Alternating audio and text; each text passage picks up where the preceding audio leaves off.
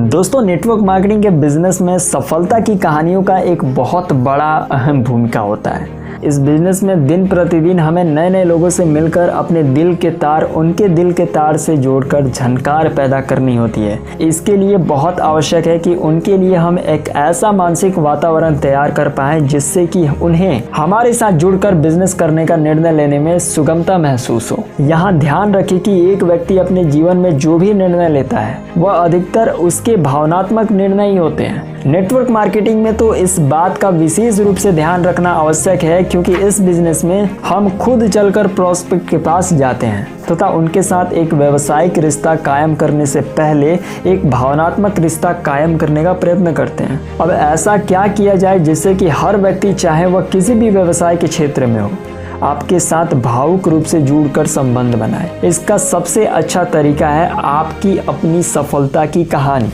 विश्वास कीजिए, इस व्यवसाय में हर कदम पर आपको अपनी सफलता की कहानी की आवश्यकता पड़ेगी। चाहे वो प्रोस्पेक्टिंग हो, इनविटेशन हो, प्लान देना हो, फॉलोअप करना हो या फिर क्लोजिंग हो। आपकी अपनी सफलता की कहानी एक ऐसी चीज़ है जिससे लोग आपके साथ मानसिक रूप से जुड़ पाते हैं। यदि आप हर कदम पर अपनी सफलता की कहानी लोगों के सामने रखते हैं तो दूसरे के साथ आपका खुद का विश्वास भी अपने ऊपर बढ़ जाता है। जब आप दिन प्रतिदिन अपनी सफलता को अपने मन से दोहराते हैं तो आपकी सकारात्मक ऊर्जा और भावना आपके अवचेतन मन में प्रवेश करके आपको बहुत शक्ति प्रदान करती है, बहुत एनर्जी देती है अंदर से। हालांकि आपको ऐसा लग रहा होगा कि यह बहुत छोटी चीज है और हो सकता है कि कभी आपने इस मसले पर गंभीरता से कभी सोचा भी ना हो, परंतु ध्यान रखिए कि आपको जीवन में कुछ बड़ी उपलब्धि हासिल करने के लिए बड़े काम नहीं करने होते, अपितु छोटी छोटी बातों पर बड़ा ध्यान देना होता है। अगर आप छोटी चीजों पर ध्यान देंगे तभी आप कोई बड़ी सफलता हासिल कर पाएंगे।